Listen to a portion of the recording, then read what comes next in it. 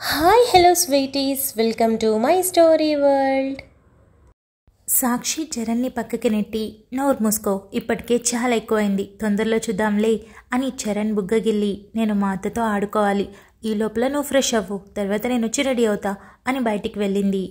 హాల్లోకి వచ్చిన సాక్షికి అప్పుడే వంటగదిలో నుండి బయటకు వస్తున్న సునంద ఎదురుపడడంతో, అబ్బా ఈ పిల్ల పిశాచి ఇంత పొద్దున్నే లేచిందేంటి అని అనుకుంది. సాక్షి నవ్వుతూ, గుడ్ మార్నింగ్ అత్తయ్య అని వెనక్కి రెండు చేతులు పెట్టుకుని అటు ఇటు ఊగుతూ చెప్పింది. హా గుడ్ మార్నింగ్ అమ్మా, గుడ్ మార్నింగ్. ఏం గుడ్ మార్నింగ్లే, వెధవ జీవితం, ఏ మార్నింగ్లోనూ గుడ్డు ఉండటం లేదు అని సునంద నిష్ఠూరంగా అనింది. మార్నింగ్లో గుడ్డు ఉండదత్తమ్మా, మనం పెట్టుకోవాలి, కంగారు పడుకో, నేను వచ్చేసానుగా, నీకన్నీ గుడ్డేసే, వెళ్ళు వెళ్ళు వెళ్ళు, మన ఇద్దరి కోసం స్ట్రాంగ్గా టీ పెట్టు, కబుర్లు చెప్పుకుంటూ తాగేద్దాం అని సాక్షి అనింది. తాగుతాను అని చెప్పులేమ్మా, మళ్ళీ తాగేద్దామని నన్నెందుకులే కలపడం అంటూ సునంద నిష్ఠూరం మీద నిష్ఠూరం ఆడుతూ వంటగదిలోకి వెళ్ళింది. 10 నిమిషాల్లో వేడివేడి టీతో బయటికి వస్తున్న సునందాని చూసి సాక్షి ఎదురు వెళ్ళి టీ తీసుకొని, మామయ్య కూడా వస్తున్నారు, టీ వేడి చేయండి అని అనింది. సునంద తల కొట్టుకుంటూ, ఆ పనికి మాలింది ఉంటుంటేనే బాగుండేది, దానికి అసలు పెళ్లి పెట్టకు లేకుండా ఇక్కడే పెట్టుకుంటే నాకు కాస్త నీరసం తగ్గేది అని సునంద గుణగుణలాడుతూ వంటగదిలో దూరింది. వాకింగ్ నుండి అప్పుడే వచ్చిన రాజేంద్రాన్ని చూసి, గుడ్ మార్నింగ్ మామయ్య అని సాక్షి చెప్పడంతో, గుడ్ మార్నింగ్ సాక్షి, ఇంట్లో మీరు లేక చాలా బోర్ కొట్టేసింది, ఎంతసేపని ఒకరి మొహం ఒకరు చూసుకుంటాం, పైగా మీ అత్తమ్మ మొహం అంతసేపు చూడలేంలే అని రాజేంద్ర సాక్షి చెవి దగ్గర చేరి చిన్నగా చెప్పి నవ్వుతూ దూరం జరిగాడు. సాక్షి కూడా గట్టిగా నవ్వేస్తూ, ఇక మీద వచ్చేసానుగా, మీకు ఎంటర్టైన్మెంట్ కావాల్సినంత దొరుకుతుంది అని సాక్షి అనింది. అంతలో సునంద వచ్చి ఇద్దరూ నవ్వుతూ మాట్లాడుకోవడం చూసి, వెదవసంత, ఈ వయసులో కూర్చొని తినాల్సింది పోయి వండి వార్చుతున్నాను అంటూ రాజేంద్రకి టీ తెచ్చి ఇచ్చి తాను కూడా అక్కడే కూర్చుంది. అత్తమ్మ, మీ ఇన్నర్ ఫీలింగ్ చెప్పమంటారా? ఈ వయసులో వండింది పెద్ద, పళ్ళానికి వేసుకొని తినాల్సింది పోయి ఇలా వండి పెడుతున్నానేంటో అని అనుకుంటున్నారు కదా అని సాక్షి అనడంతో టీ తాగుతున్నదల్లా నోరు కాల్చుకొని సాక్షి వైపు అలాగే చూసింది. దీనికి మనసులో మాటలు కూడా వినిపిస్తాయా ఏంటి అని అనుకుంటూ చూసింది. కంగారు పడకండి, నాకు మీ మనసులో మాటలేవి వినిపించవు, జస్ట్ మీ ఆలోచన చెబుతున్నా, కానీ నాకు మాత్రం మీరు ఆరోగ్యంగా ఉండటమే కావాలి. నిజానికి ఈ పనులన్నీ నేను చేయాలి, కానీ చూడండి నేను ఎంత హెల్దీగా ఉన్నాను, నా హైట్కి పర్ఫెక్ట్ వెయిట్లో ఉన్నాను, ఇకపోతే చరణ్ కూడా అలాగే ఉన్నాడు. ఇంకా మామయ్య గురించి అంటారా, మీకు తెలియనిది కాదు, కంటితో చూస్తున్నారు కదా, స్లిమ్ అండ్ ఫిట్గా ఉన్నారు. కానీ మీరేమో చూడండి, కుర్చీలో నుండి మీ శరీరం బయటకు వచ్చేసి కనిపిస్తుంది, అలా అస్సలు ఉండొద్దు కదా. నా మాట విని ఇంటి పని వంట పని తిట్టుకోకుండా ఒళ్ళు వంచేదాన్ని ఇంకాస్త వంచి పనిచేయండి, స్లిమ్ అవుతారు. అప్పుడు మీరు ఇలా కాటన్ చీరలు కట్టుకోవాల్సిన పని లేదు, మీకోసం నేను మంచి మంచి టాప్స్ కొని తీసుకొస్తాను, అప్పుడు మీరు అచ్చం హీరోయిన్లా ఉంటారు అని సాక్షి అనింది. ఈ వయసులో నాకెందుకు లెమ్మా, నువ్వే కొనుక్కో అని సునంద టీ తాగుతూ అనింది. అయ్యో అత్తమ్మ, నువ్వంటే నాకు ఎంత ప్రేమ, ఇదివరకు నేను నల్లపూసల దండు కూడా మీకు కొనిచ్చాను కదా, అదంతా ఏదో సేవ్ చేద్దామని కాదు, కేవలం మీరంటేనే ప్రేమ ఎక్కువై కొన్నాను. డబ్బు సేవ్ చేయాలన్న ఆలోచన ఉంటే నేను ఏదో ఒకటి కొనుక్కుంటానుగా. మీకోసం ఈరోజు కూడా ఒక సర్ప్రైజ్ ఉంది, నా కోసం 4 పూరీలు పక్కనే బంగాళదుంప కుర్మా చేసి పెట్టండి, ఆ సర్ప్రైజ్ ఏంటో మీకు చూపిస్తాను అని సాక్షి లేచి రూమ్లోకి వెళ్ళింది. టీ ఫినిష్ చేసిన రాజేంద్ర కూడా గ్లాస్ టీపాయ్ మీద పెడుతూ, ఆ సునంద, నాకు 3 పూరీలు చాలు, చరణ్కి కూడా 3 చాలు, నీకు తెలుసు కదా, త్వరగా చేసేయి అంటూ చిన్నగా నవ్వుకొని గదిలో దూరాడు. సునంద మొహం మటమటలాడిస్తూ ప్రపంచంలో ఉన్న విసుగు చిరాకుని మొత్తం తన కళ్ళల్లో నింపుకొని సెగలు గక్కుతున్న టీని సరప్ సరప్ అని తాగి, ఏం సర్ప్రైజ్నో ఏంటో, ఈ పిల్ల నాకు కోడలుగా దొరికింది, అంతా నా కర్మ, ఆస్తి పర్రాలు కదా అని కోడల్ని చేసుకుంటే ఆస్తి దాని పేరు మీద పెట్టుకుంది, ఇంట్లో ఉన్న దరిద్రాన్ని తీసుకుపోయి ఆ ఇంట్లో పెట్టుకున్నారు, నాకేంటో ఈ కర్మ అని సునంద పనిలో పడింది. సునందకి ఇంకా అర్థం కాని విషయం, కర్మలెక్కడో ఉండవు, చేసుకున్న కర్మలకి కర్మఫలం ఇక్కడే అనుభవించాలన్న విషయం ఇంకా తెలుసుకోలేదు. రేవంత్ రెడీ అవుతూ ఉండగా పూజ టిఫిన్కి పిలుద్దామని రూమ్లోకి రావడంతో యూనిఫామ్లో ఉన్న రేవంత్ని కింద నుండి పైకి చూసి చిన్న నవ్వుతో, రెడీ అయిపోయారా, టిఫిన్కి రండి అంటూ వెనక్కి తిరిగిపోతుంటే పూజ ఒక్కో అడుగుకి రేవంత్ 2 అడుగులుగా ఒక అడుగుని వేసి తన చేతిని పట్టుకొని, ఎక్కడికంత కంగారుగా వెళ్ళిపోతున్నావు అని చుట్టూ చేతులు వేశాడు. ఈరోజు మీరు డ్యూటీకి వెళ్తారని నిన్న ఆనంద్ అన్నయ్య అన్నారు, అందుకే అత్తయ్యకి సాయంగా ఉండి చకచకా టిఫిన్ పనులు పూర్తి చేశాను, మీరొస్తే వడ్డించేస్తాను అని పూజ అనింది. ఏంటో డ్యూటీకి వెళ్లే ముందు రోజు కనికరించావు, నాకేమో ఇప్పుడు డ్యూటీ మీద అస్సలు ఇంట్రెస్ట్ లేదు అని వెనక వేసిన చేతితోని బయటికి పెట్టుకున్న పిన్ తొలగించాడు రేవంత్. రేవంత్ కౌగిలిలో ఉన్న పూజ మెల్లగా దూరం జరగడంతో బయట కొంగు అలాగే కిందికి జారడంతో ఆశ్చర్యపోయింది. తీసి మీద వేసుకొని అంత టైం ఇవ్వకుండా మరోసారి దగ్గర తీసుకొని తన చేతితోనే పూజాని తడుముతూ, లీవ్స్ ఎక్స్టెండ్ చేసుకోనా, సిక్ అని చెప్తే 1 month ఇస్తారు అని అన్నాడు.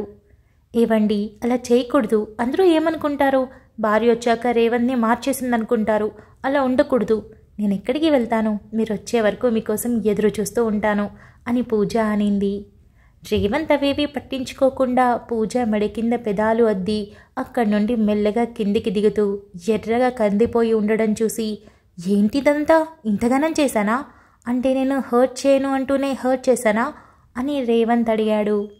పూజ చిన్న నవ్వుతో, నేను మీకు చెప్పానా అని అనింది. అలా కాదు, నువ్వు ఇదే కాదు ఏదే నోరు తెరిచి చెప్పావు, ఇక్కడైనా ఇంకా ఎక్కడైనా అని అంటూ ఉండగా పూజ తన చీర కొంగుని సరిగ్గా వేసుకుంటూ, ఇలా రండి అని రేవంత్ని కూర్చోబెట్టి పక్కన కూర్చొని, నేను అస్సలు హర్ట్ అవ్వలేదు, చెప్పాలంటే చాలా పెయిన్గా ఉంది, అలాగే చాలా స్వీట్గా కూడా ఉంది, నాకు నచ్చింది అని చిన్న నవ్వుతో చెప్పింది. అలా కాదు పూజ, నీ సిచ్యువేషన్ ఏంటో నాకు తెలుసు కదా, నేను మొదటిసారి నిన్ను ముట్టుకున్నప్పుడే నువ్వు భయంతో వణికిపోయావు, నాకు ఇంకా గుర్తుంది, అలాంటిది నేను నిన్ను చాలా స్మూత్గా డీల్ చేయాలనుకున్నాను అని రేవంత్ అన్నాడు. మగాళ్ళంటే క్రూర మృగాల్లానే ఉంటారని ఇన్నాళ్ళు అనుకున్నాను, అందుకే ఆ స్పర్శ అంటే భయం, కానీ మీరు అలా కాదు రేవంత్ గారు, మీరు నాకు చాలా స్పెషల్, మీ చూపులు చేతులు అన్నీ నాకు చాలా ఇష్టంగా అనిపిస్తాయి, ఎక్కడ నన్ను ఇబ్బంది పెట్టావు, ఇదంతా కూడా నేనేమీ ఇబ్బంది పడలేదు, చాలా హ్యాపీగానే ఫీల్ అయ్యాను, మీకు ఇంతకంటే ఎక్కువగా చెప్పాలంటే ఈ ఇబ్బంది నాకు ఇంకా కూడా కావాలనిపిస్తోంది అని పూజ కళ్ళు మూసుకొని మొహానికి చేతులు అడ్డు పెట్టుకుంది. రేవంత్ చిన్న నవ్వుతో చేతులు మొహం మీద నుండి పక్కకి తీసి తన ఫోర్హెడ్ మీద కిస్ చేసి హక్ చేసుకొని, ఇక మీద ఆ కేసు ఈ కేసు అంటూ అన్నీ నెత్తిన వేసుకోకుండా నా డ్యూటీ వరకు చూసుకొని వీలైనంత త్వరగా ఇంటికొచ్చేస్తాను అని చెప్పాడు. పూజ చిన్నగా నవ్వడంతో తన పెదవుల మీద మరోసారి చిన్న ముద్దిచ్చి వెళ్దాం అని హాల్లోకి వెళ్లారు. టిఫిన్ చేశాక రేవంత్ పూజతో పాటు అందరికీ బాయ్ చెప్పి డ్యూటీకి స్టార్ట్ అయ్యాడు. అలా బయలుదేరాడో లేదో వెంటనే తను ముందు రోజు మాట్లాడిన ఇన్ఫార్మర్కి కాల్ చేశాడు. 2 రింగులకి లిఫ్ట్ చేసిన అతను గుడ్ మార్నింగ్ సార్ అంటూ మాట్లాడడం మొదలుపెట్టాడు. ఎక్కడి వరకు వచ్చింది, కనుక్కున్నావా అని రేవంత్ కాస్త గంభీరంగా అడిగాడు. కనుక్కున్నాను సార్ అని ఇన్ఫార్మర్ అన్నాడు. ఏం తెలిసింది అని రేవంత్ డ్రైవ్ చేస్తూనే అడిగాడు. అది సార్, అతను నిజంగానే కువైట్లో ఉన్నాడు అన్నది నిజం, చనిపోయాడు అన్నది కూడా నిజమే, కానీ చనిపోయిన దాని వెనుక కారణం చాలా మిస్టీరియస్గా ఉంది. ఇన్ఫ్యాక్ట్ మీరు చెప్పినట్టు అతను చనిపోయింది జస్ట్ రీసెంట్గా, అది కూడా మీరు చెప్పినట్టు మాల్లో కాల్పుల్లో కాదు, అక్కడ గవర్నమెంట్ కూడా పెద్దగా పట్టించుకోలేదు, వలస వెళ్ళినవాడు కదా, అందుకే లైట్ తీసుకున్నారు అని ఇన్ఫార్మర్ చెప్పాడు. అసలు కారణం ఏంటి అని రేవంత్ అడిగాడు. డ్యూటీ ఫినిష్ చేసుకొని సాయంత్రం రూమ్కి వెళ్ళినవాడు అదే రూమ్లో ఉంటున్న తన ఫ్రెండ్తో కాస్త డ్రింక్ చేసి ఫుడ్ ఆర్డర్ చేసుకొని తిని పడుకున్నాడు. తన ఫ్రెండ్ బయటికి వెళ్ళాడు, తిరిగి వచ్చేసరికి రూమ్లో అతను విగతజీవిగా కనిపించాడట. నిజానికి తన ఫ్రెండ్ పోలీసులకి చెప్పాడట అతని బాడీ మీద ఏవో ఇంజెక్షన్స్ చేసిన గుర్తులున్నాయని, కానీ పోలీసులు డ్రగ్స్ తీసుకున్నాడన్న నెపంతో కొట్టిపారేశారంట సార్. కానీ వాళ్ళ ఫ్రెండ్ ద్వారా తెలిసిన విషయం ఏంటంటే అతనికి డ్రగ్స్ అలవాట్లేదు, కేవలం బీర్ మాత్రమే తాగుతాడంట, మరే బ్యాడ్ హ్యాబిట్స్ కూడా లేవు, చాలా మంచివాడని తెలిసింది సార్ అని ఇన్ఫార్మర్ చెప్పాడు. మరైతే ఆ స్ట్రీట్లో లేదా ఆ స్ట్రీట్లో కలిసే మరో స్ట్రీట్లో ఎక్కడైనా సీసీ కెమెరాస్ ఉన్నాయేమో చెక్ చేయలేకపోయావా అని రేవంత్ అడిగాడు. సార్, వీలుంటే చేసేవాడిని, ఆ ఏరియాలో మరీ అంత ఫెసిలిటీస్ ఉండే అంత గొప్ప ఏరియా ఏం కాదు, అలానే మనం సీసీ కెమెరా చూడాలి అనుకుంటే అక్కడ చాలా పెద్ద ప్రాసెస్ ఉంటుంది, అదంతా కుదరని పని కదా సార్. కానీ విషయమైతే మాత్రం మీరు చెప్పిన దానికన్నా భిన్నంగా ఉంది. మొదట మీరు కనుక్కోమన్నప్పుడు నాకు అర్థం కాలేదు, చిన్న విషయం కదా అనుకున్నాను, కానీ చావుని కూడా భూస్థాపితం చేశారంటే మిస్టీరియస్గానే ఉంది సార్. అన్నింటికీ మించి ఆ రూమ్లో తనతో పాటు కలిసి మరొకతను కాఫీ తాగినట్టుగా 2 కప్స్ కూడా ఉన్నాయంట. డ్రింక్ చేసి భోజనం చేసినవాడు కాఫీ ఎందుకు తాగుతాడు సార్, విచిత్రంగా లేదు అని ఇన్ఫార్మర్ అన్నాడు.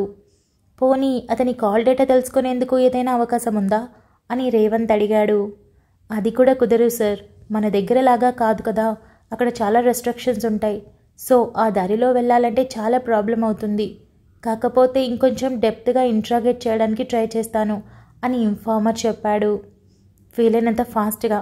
థ్యాంక్ యూ సో మచ్ అని రేవంత్ చెప్పడంతో ఇన్ఫార్మర్ కాల్ కట్ చేశాడు. ఆఫీస్కి చేరుకున్న రేవంత్ కార్ పార్క్ చేసి లోపలికి వెళ్తూ కానిస్టేబుల్స్, హెడ్ కానిస్టేబుల్స్ విష్ చేస్తున్నా పట్టించుకోకుండా వెళ్ళిపోవడంతో అందరికీ వింతగా అనిపించింది. కారణం రేవంత్ ఎంటర్ అయ్యాక నవ్వుతూ ప్రతి ఒక్కరికి తిరిగి విష్ చేయడం ఆనవాయితీగా పెట్టుకున్నాడు. అలాంటిది పలకరించకుండా వెళ్ళడంతో కాస్త షాక్ అయ్యారు. రేవంత్ వెళ్ళడమే ఆనంద్కి కాల్ చేసి ఎక్కడున్నావని అడగడంతో 5 నిమిషాల్లో ఆఫీస్లో ఉంటాను సార్ అని చెప్పగా రేవంత్ కాల్ కట్ చేసి లోపలికి పిలిచి పెండింగ్ ఉన్న వర్క్స్ గురించి డీటెయిల్స్ కనుక్కున్నాడు. వర్క్ చేస్తూనే మధ్యలో జైల్ సూపరింటెండెంట్కి కాల్ చేసి తను బెట్టింగ్లో పట్టుకున్న అబ్బాయిల గురించి ఎంక్వైరీ చేశాడు. వాళ్ళకి అప్పటి వరకు కూడా బెయిల్ రాకపోవడంతో రేవంత్కి తన మీద అటాక్ చేసింది ఎవరో అర్థం కాలేదు. అలానే కువైట్లో చనిపోయిన అతను ఎందుకు చనిపోయాడో అర్థం కాలేదు. వీటి వెనుక ఎవరైనా ఉన్నారా అని ఆలోచన మాత్రం చాలా గట్టిగా కొట్టింది. ఆనంద్ లోపలికి రావడమే ఏంటి సార్ అప్పుడే వచ్చేశారు అని అడిగాడు. లేక బయట తప్పెట్లు తాళాలు ఏర్పాట్లు చేసుకొని మొగిచ్చుకుంటూ రావాలా? నేను లీవ్ తీసుకుంది జస్ట్ 4 డేస్ మాత్రమే అని రేవంత్ అనడంతో అయ్యయ్యో అలా కాదు సార్, పెళ్ళైన వాళ్ళు టైంకి రాకూడదు. ఇంట్లో వాళ్ళ కారణంగా రెగ్యులర్గా 1-2 గంటలు లేట్ అవుతూ ఉంటుంది. మీరు ఇక మీద అది పాటించండి, టైం కలిసొస్తుంది అని ఆనంద్ అనడంతో రేవంత్ అప్పటికే ఆనంద్ మాటలు బాగా అలవాటు పడిపోయి పెద్దగా పట్టించుకోకుండా ముందు గన్ గురించి ఏం కనుక్కున్నావు అని రేవంత్ అడిగాడు. సార్ పోయిందని ఆ ఎమ్మెల్యే కంప్లైంట్ పెట్టాడు. ఎవరు కొట్టేశారో తెలీదు, కానీ బుల్లెట్ మాత్రం ఆ గన్లోదే. ఇకపోతే కాలుస్తారేమో అన్న అనుమానం ఉన్నవాళ్ళు జైల్లోనే ఉన్నారు. విషయమేంటో కాస్త ఫజిల్గానే ఉంది అని ఆనంద్ అన్నాడు. రేవంత్ 10 నిమిషాల పాటు ఆలోచించి నార్మల్ అయి ఆనంద్తో కువైట్లో చనిపోయిన అతని గురించి పంచుకున్నాడు. ఆనంద్ షాక్ అయి అంటే ఏంటి సార్, మీ వెనుక ఎవరో తిరుగుతున్నారు, ఏదో చేస్తున్నారు అనిపిస్తుంది కదా అని అన్నాడు. అవును ఆనంద్, అందులో డౌట్ లేదు. ఎవరో ఫాలో చేస్తున్నారు, ఏదో చేస్తున్నారు, కానీ తెలియడం లేదు. ఒకదానికొకటి లింక్ అస్సలు కుదరడం లేదు అని రేవంత్ అన్నాడు. సార్ వీటి గురించి ఆలోచించకండి, నిదానంగా తెలుసుకోవచ్చు. ఎందుకు ఇంతలా థింక్ చేస్తున్నారు? కాస్త ప్రశాంతంగా ఉండండి. ఎప్పుడు చూడు నెత్తి మీద టెన్షన్స్ పెట్టుకొని తిరుగుతూ ఉంటారు అని ఆనంద్ అంటూ ఉండగానే హెడ్ కానిస్టేబుల్ లోపలికొచ్చాడు. ఏంటి మూర్తి, మాట్లాడుతున్నాను కదా, పర్మిషన్ లేకుండా లోపలికి వచ్చేస్తున్నావు అని రేవంత్ అడగడంతో సార్ బెంగళూరు నుండి హైదరాబాద్కి వచ్చే ట్రావెల్స్లో ఎవరో 2 డ్రగ్స్ ప్యాకెట్స్తో వస్తున్నారంట, ఇన్ఫర్మేషన్ వచ్చింది. ఎవరని తెలియదు కానీ ఇన్ఫర్మేషన్ వచ్చింది సార్. అలానే బస్ నెంబర్ ఇవేవి కూడా తెలియదు, ప్రైవేట్ ట్రావెల్స్ అని మాత్రమే తెలుసు అని చెప్పాడు. ఏవయ్యా, నేను డ్యూటీలోకి వచ్చింది 4 రోజుల తర్వాత. సాయంత్రానికి ప్రశాంతంగా డ్యూటీ చేసుకొని పోదామంటే పోనిచ్చేలా లేరుగా. ఇప్పుడు ఈ కోపన్నంతా పట్టుకున్న వాడి మీద చూపించాలి. ఆనంద్ ట్రావెల్స్ గురించి డీటెయిల్స్ తీసుకో, రైడింగ్కి వెళ్దాం అని రేవంత్ అన్నాడు. ఓకే సార్, నేను ఎన్ని రకాల ట్రావెల్స్ ఉన్నాయో, ఎన్ని బస్సులు ఉన్నాయో, వాటిలో బెంగళూరు నుండి ఏవే వస్తున్నాయో కనుక్కుంటాను. ఏంటో సార్ ఈ తిప్పలు, ఉద్యోగం మానేసి చక్కగా టిఫిన్ బండి పెట్టుకోవడం మంచిది. పొద్దున్నే 2 గంటలు, సాయంత్రం 2 గంటలు కష్టపడి రెస్ట్ తీసుకోవచ్చు అని ఆనంద్ అంటూ వెళ్ళాడు. పూజ నన్ను యాక్సెప్ట్ చేశాక నాకు కూడా అలాగే అనిపిస్తుంది అని రేవంత్ అనుకొని సాక్షికి కాల్ చేసి మరీ అర్జెంట్ అయితేనే కాల్ చేయమని, లేదంటే చరణ్ని ఏకాంబరంని ఆఫీస్ చూసుకోమని చెప్పాడు. దాంతో సాక్షి సరే అని చెప్పగా రేవంత్ మరోసారి ఏకాంబరంకి చరణ్కి కాల్ చేసి విషయం చెప్పాడు. ఆ తర్వాత రేవంత్ మధ్యాహ్నం లంచ్కి కూడా వెళ్ళలేనంత బిజీ అయిపోవడంతో పూజకి కాల్ చేసి రానని చెప్పి తిరిగి మళ్ళీ వర్క్లో పడిపోయాడు. సాయంత్రం అవుతూ ఉండగా ఆనంద్తో అలానే మరో 2 కానిస్టేబుల్స్తో కలిసి రైడ్కి వెళ్ళాడు. అక్కడికి వెళ్ళేసరికి ఆ ఏరియా పోలీస్ స్టేషన్ నుండి ఎస్ఐ, సిఐ మరో 2 కానిస్టేబుల్స్ రావడంతో బయలుదేరిన బెంగళూరు టు హైదరాబాద్ బస్సెస్ అన్నీ రీచ్ అవుతూ ఉండడంతో ఒక్కోదాన్ని సర్చ్ చేయడం మొదలుపెట్టారు.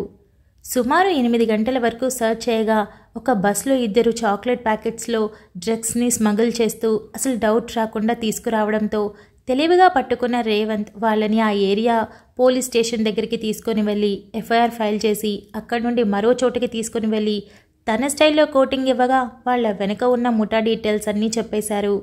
డీటెయిల్స్ అన్నీ తెలుసుకొని చెమటలు చిందిస్తూ బయటకు వచ్చేసరికి పూజ దగ్గర నుండి మెసేజ్, ఏమైనా తిన్నారా అని. అది చూడగానే రేవంత్కి చిన్న నవ్వు రావడంతో ఇంటి దగ్గర నుండి మెసేజ్ వచ్చిందా సార్ అంటూ ఆనంద్ ఆ దొంగల్ని తీసుకుని ముందుకు కదలడంతో రేవంత్ చిన్నగా నవ్వుకొని ఇంకా లేదు, నువ్వు తినేసి పడుకో, వచ్చేస్తాను అని రిప్లై ఇచ్చి ఫోన్ని పాకెట్లో పెట్టుకొని పనిలో పడిపోయాడు.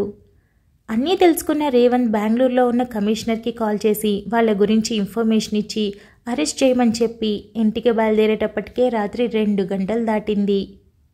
రేవంత్ తన దగ్గర ఉన్న కీస్తో డోర్ ఓపెన్ చేసి లోపలికి వెళ్ళేసరికి సోఫాలోనే పక్కకి ఒరిగిపోయి నిద్రపోతున్న పూజాని చూసి దగ్గరికి వెళ్ళి చేతిలో ఉన్న ఫైల్ క్యాప్ అన్నింటినీ పక్కన పెట్టి పూజాని లిఫ్ట్ చేశాడు. రేవంత్ ముట్టుకోగానే పూజకి మెలకు వచ్చేయడంతో చప్పున లేచి రేవంత్ చేతుల్లో ఉండడంతో మీరా అని రిలాక్స్ అయి మెడ చుట్టూ చేతులు వేసి అయిపోయిందా మీ డ్యూటీ?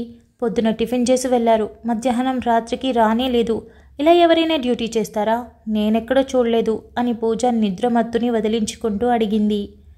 అవును, మధ్యాహ్నం ఆకలి వేసింది, రాత్రి కూడా వేసింది, అందుకే మొత్తం కలిపి ఇప్పుడు తినేద్దామని వచ్చేసా అని పూజ ముక్కుని తన ముక్కుతో రబ్ చేస్తూ కాళ్లతో డోర్ని ఓపెన్ చేసి లోపలికి వెళ్ళడంతో పూజ అలాగే చూస్తూ నేను చెప్తోంది మీరనుకునే ఆకలి కాదు అని అనడంతో నాకు మాత్రం దానికంటే ఇదే ముఖ్యం అని రేవంత్ తనని బెడ్ పైన వదిలి పడుకో, 5 నిమిషాల్లో ఫ్రెష్ అయ్యి వచ్చేస్తా అని రేవంత్ ఆ టైంలో హాట్ షవర్ చేసి రూమ్లోకి రావడమే పూజ పక్కకి చేరిపోయాడు.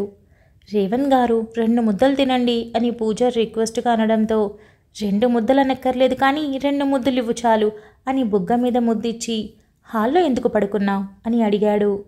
అంటే మీరు కొంచెం త్వరగా వస్తారేమోనని ఎదురు చూస్తూ అక్కడ నిద్రపోయాను అని పూజ చెప్పింది. చూడు, వెంకట్ అన్నయ్య వాళ్ళు ఇంకో 1 మంత్ ఇక్కడే ఉంటారు, కొంచెం జాగ్రత్తగా ఉండు, నేను వస్తానని చెప్పాను కదా, నువ్వు మన రూమ్లో లాక్ చేసుకో, నా దగ్గర ఈ రూమ్ కీస్ కూడా ఉన్నాయి, ఓకేనా అని రేవంత్ చెప్పాడు. అలాగే, మీ మాట నేను వింటాను, ఇప్పుడు నా మాట కూడా వినండి, కొంచెం భోజనం చేయొచ్చు కదా అని పూజ అనడంతో అక్కర్లేదు, ఫుల్ మీల్స్ నా పక్కనే ఉందిగా అని రేవంత్ తనని అల్లుకుపోయాడు. అప్పటికే టైం తెల్లవారుజామున 4 అయింది. పూజ ఎద మీద తలపెట్టి చుట్టూ చేయివేసి మత్తుగా కళ్ళు మూసిన రేవంత్ చుట్టూ పూజ చెయ్యేసి తన జుట్టుని నిమురుతూ ఇంత కష్టంగా ఉంటుందా డ్యూటీ, ఎప్పుడు ఇంతేనా అని అడిగింది. లేదు, వచ్చే కేసుని బట్టి ఉంటుంది, కొన్ని చాలా త్వరగా సాల్వ్ అయిపోతాయి, కొన్ని చాలా టైం కూడా పడుతుంది, ఒక్కొక్కసారి ఇలా రావడానికి కూడా కుదరకపోవచ్చు, అమ్మకి ఒంటరిగా ఉండడం అలవాటైపోయింది అని రేవంత్ కళ్ళు మూసుకొని చెప్పాడు. పోలీస్ జాబ్ అంటే చాలా స్ట్రెస్ ఉంటుంది కదా రేవంత్ గారు అని పూజ అడిగింది. ఉంటుంది, అయినా ఎక్కడ స్ట్రెస్ లేదు, ప్రతి జాబ్లో ఉంటుంది కదా, కాకపోతే దీనికి టైమింగ్స్ ఉండవు, కానీ వీలైనంత వరకు త్వరగా రావడానికి ట్రై చేస్తాను, నువ్వు మాత్రం నా కోసం ఎదురు చూస్తూ సరిగా తినకుండా సరిగా నిద్రపోకుండా ఉండకు అని రేవంత్ చెప్పాడు. రేవంత్ గారు, నాకు విహారీ వాళ్ళ అమ్మ కాల్ చేసిందండి అని పూజ చెప్పింది. రేవంత్ కళ్ళు తెరిచి తల పైకి పెట్టి పూజ వైపు చూసి ఏం మాట్లాడారు అని అడిగాడు. Thank you so much for listening guys. Update నచ్చినట్టయితే లైక్ చేయండి, షేర్ చేయండి, కమెంట్ చేయండి, అలానే సబ్స్క్రైబ్ చేసుకోండి.